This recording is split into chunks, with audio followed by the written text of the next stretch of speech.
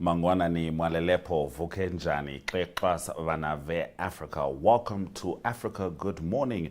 This is the news and current affairs show bringing you everything you need to know that is happening on the African continent and beyond. You are joined by Ashwin Mberi. We're going to have a look at some of the slides with the stories that we can expect today, as we will also be joined by Talent Gore in the broadcast. In Zimbabwean politics, Nelson Chamisa signals his return. This is the opposition leader in that country. Mozambique crisis, SADC emergency team has arrived to assist with the floods. U.S.-China minerals rivalry draws African nations to Washington. That and more on Africa Good Morning, making sure you stay informed. My name is Ashwin Mberi. Top story shortly. Ready to be entertained? We've got you. GOTV's got more shows just for you. That's right. More movies? Yes. Jackpot. More kids shows? Of course.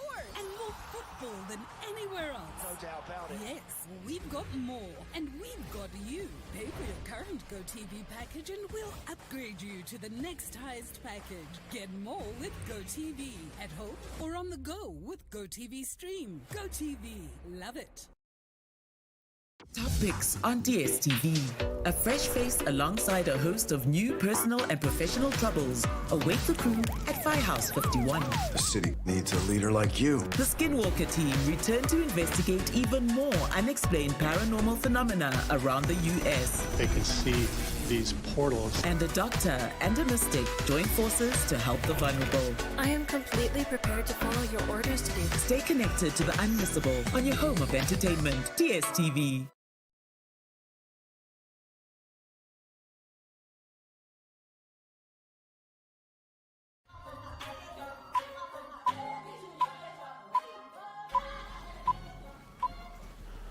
In our top stories, former opposition leader in Zimbabwe, Nelson Chamisa, has announced his return to frontline politics, delivering a wide-ranging critique of Zimbabwe's governance and urging what he called a fresh start to address the country's political, economic and social crisis. In a detailed statement, the former Citizens Coalition for Change leader described a nation trapped in recurring disputed elections, economic hardship and declining public trust decades after independence. He said the promise of liberation and had failed to produce shared prosperity, dignity and opportunity. Chamisa accused the government of presiding over a legitimacy crisis driven by rigged elections, state capture, corruption and political intolerance. He argued that state institutions have been hollowed out and public services reduced to partisan tools rather than national instruments.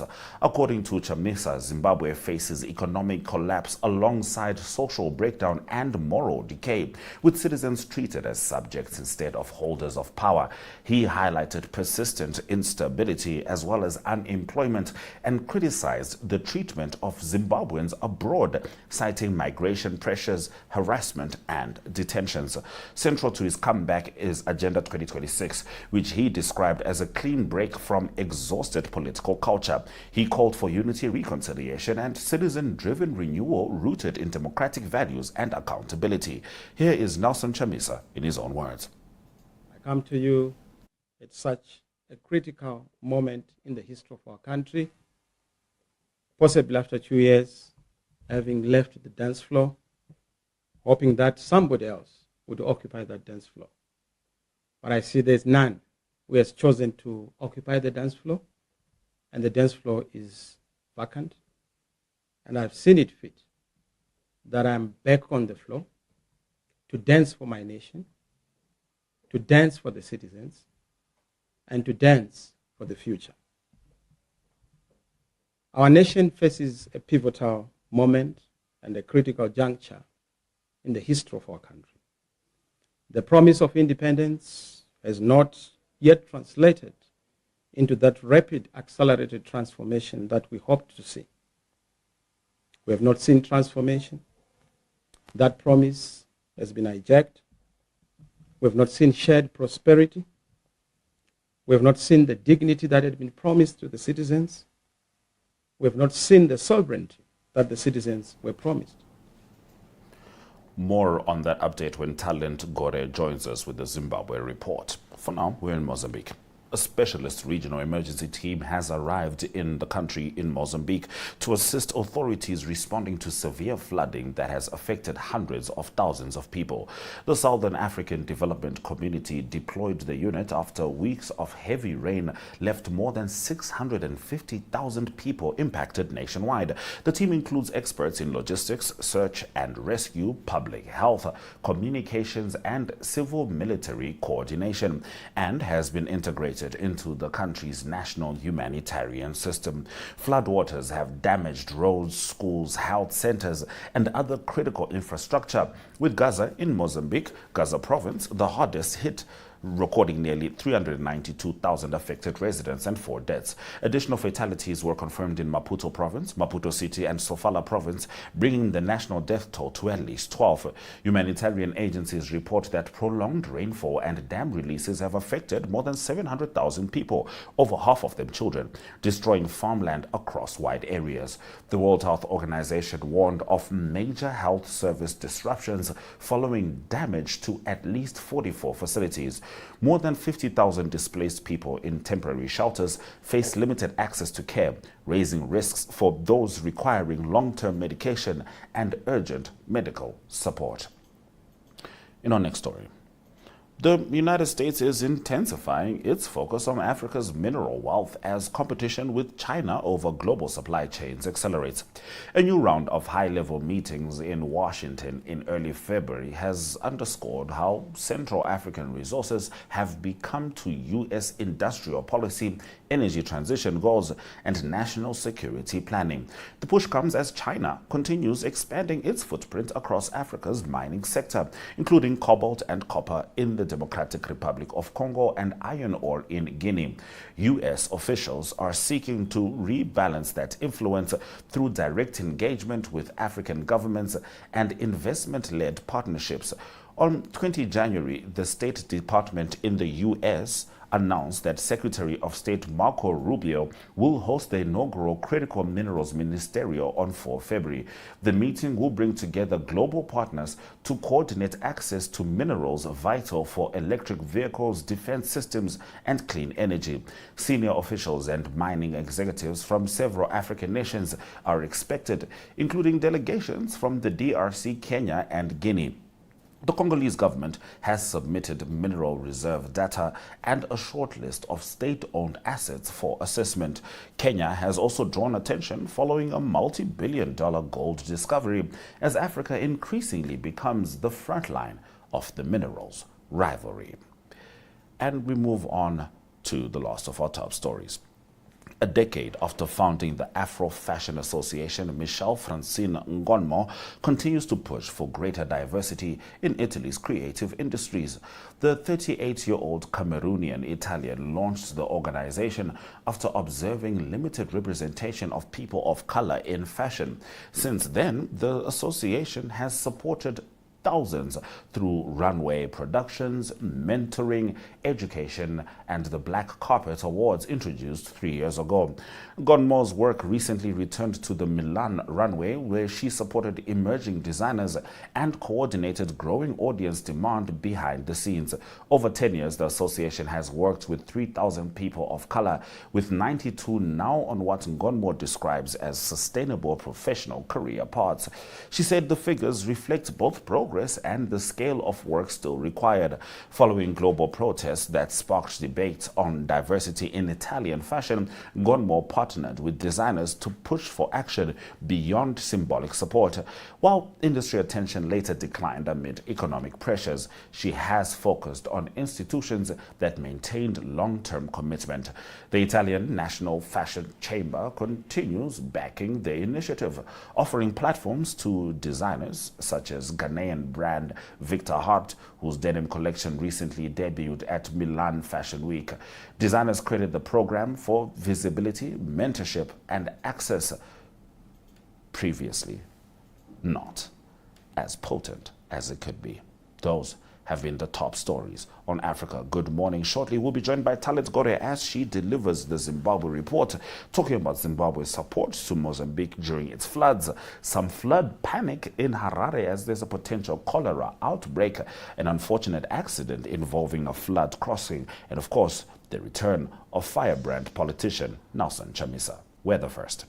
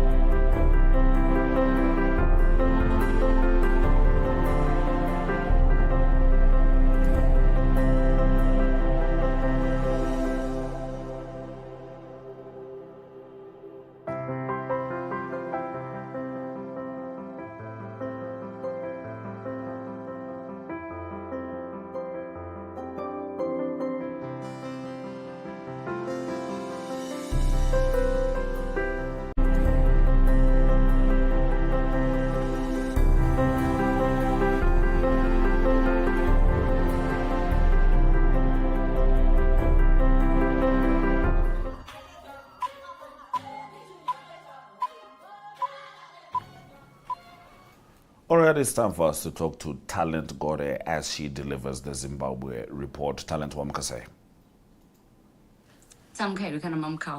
Africa. Tamuka Hedu. Now, Talent, we've been talking about the floods in Mozambique. Now, I understand Zimbabwe is sending aid and rescue helicopters to the country.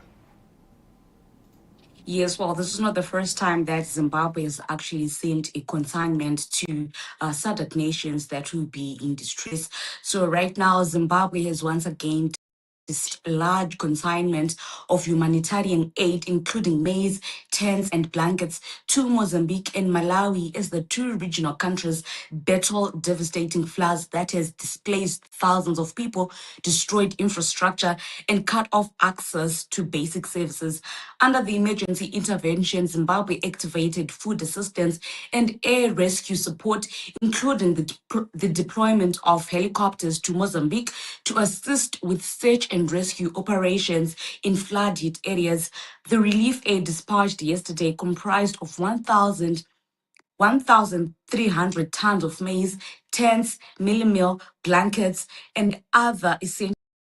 Of this, Malawi will receive 1,000 tons of maize, while Mozambique will receive 300 tons, in addition to other humanitarian materials. The assistance is being coordinated through ZimAid, a government-established humanitarian assistance mechanism created to mobilize and channel Zimbabwe's support to countries beyond its borders during emergencies. The government described the consignment as an expression of solidarity, compassion, and shared humanity with the people of Malawi and Mozambique during this difficult time. Now, Talent, as we move on, sadly, 9 people have been killed after a passenger attempted to drive a vehicle across a flooded river. Yes, Zimbabwe is also experiencing some flash floods, and apparently 9 people, including a newborn baby, died on Thursday night after a Toyota Noah they were traveling in was swept away while attempting to cross a flooded low-level bridge in Filabusi. Well, this was confirmed by the police. The fatal incident occurred around 10 p.m. and the police, the driver of the vehicle, had stopped and disembarked to assess the water level. Whilst he was outside, one of the started the vehicle and attempted to drive across the flooded river. The vehicle was immediately overwhelmed by the strong current and swept away, trapping all those who were on board. The driver survived because he was not in the vehicle. Apparently, he had actually disembarked from the vehicle to assess the situation on the flooded river to see if you could actually cross. But when he was assessing, one of the passengers who were in the vehicle actually decided on his own that he was going to drive. that vehicle across the flooded river.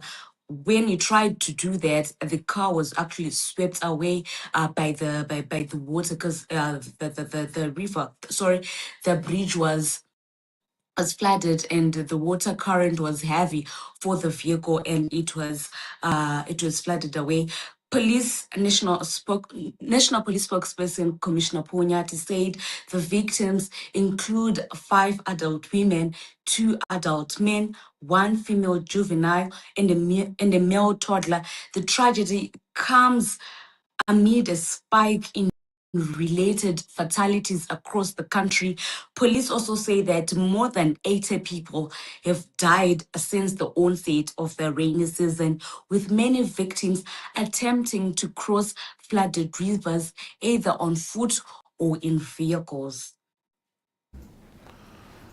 Truly a heartbreaking, Talent, and we certainly hope that more people, don't cross those flooded rivers because the fatalities are truly harrowing.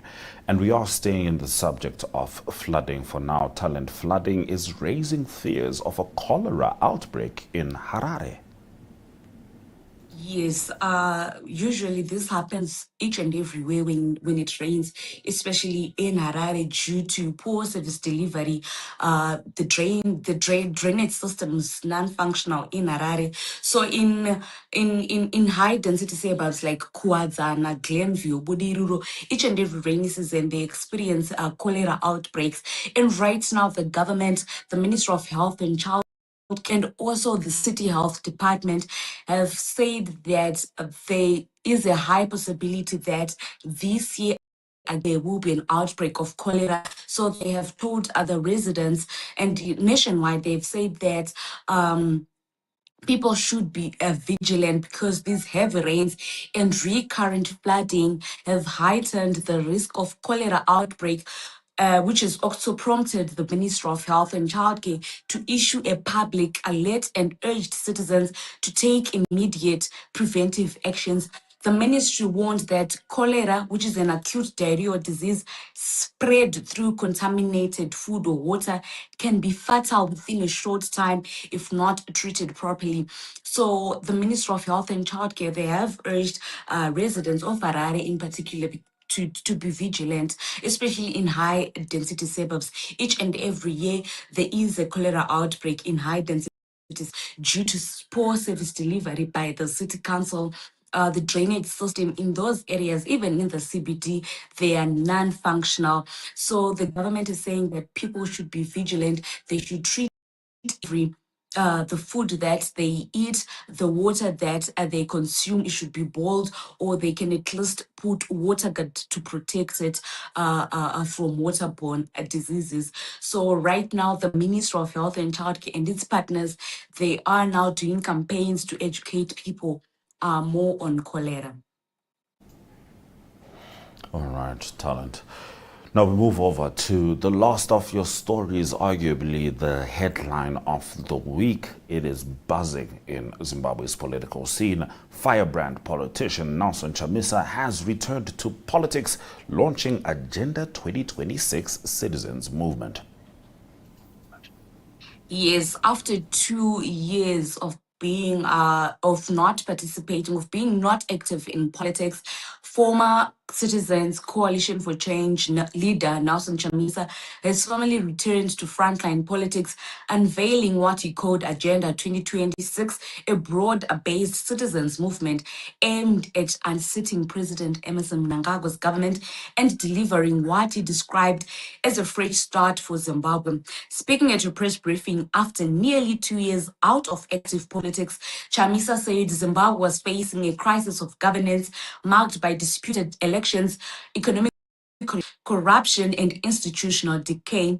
He said that he left the dance floor hoping somebody else would occupy it, but it has remained vacant. He has since said that I have seen it fit to return to the dance floor, for my nation, for the citizens, and for the future. Chamisa said that Agenda 2026 was not a political party, but a citizens movement designed to treat party, tribe, race, and class with no clear form of structure for his movement. Chamisa would revive lingering skepticism among critics who argue that his leadership style remains overly personalized. As leader of the Citizens Coalition for Change, Chamisa deliberately avoided formal structures under what he termed strategic ambiguity, a strategy supported a strategy supporters later blamed for leaving the party exposed to capture by self-styled Secretary General Sengezo Chabangu. That episode culminated in the recall of dozens of citizens for Coalition of Change MPs and councillors, and Chamisa's eventual decision to abandon the party altogether. So right now, people are saying that Chamisa is this new movement is more personalized. He's treating it that he did a triple C back then, and they are saying that it leaves room for people to come and destroy it within the party, because as you 2020, when we had our elections in 2023, 2024, dozens of triple C MPs were recalled from parliament, and also councillors by a self-styled Secretary General Sengezo Chabangu, who later claims the party is his. So right now they're saying that without structures, without proper structures, what Chamisa is saying could also be a repeat of what happened in 2023. So right now we're just going to be seeing what Chamisa is planning to see if he has followers with him, because after he abandoned the party in 2023, 2024, citizens who actually voted for him during the 2023 elections were not happy. Some said that they no longer followed Chamisa because they don't believe in his politics anymore. He abandons the citizens when there is a need for him to actually step up and say something and fight with them. So right now we're just going to be seeing if there are people who are going to be following him into a new movement, which is the Agenda 2026. Thank you very much, Talent, for delivering the stories from Zimbabwe, and we certainly hope that those floods subside soon. All right. That has been Africa Good Morning. Thank you for joining us on DSTV285 GOTV 251up2.com, Network Media Hub, as well as NTV Africa on YouTube, and of course NTVAFRIK.MY.NA.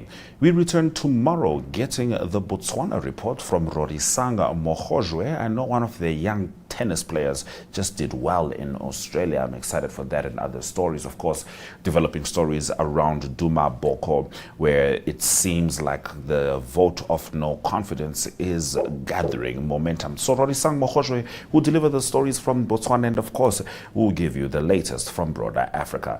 My name is Ashwin Berry. Here are the economic indicators as we say goodbye. Swera Jaganaka.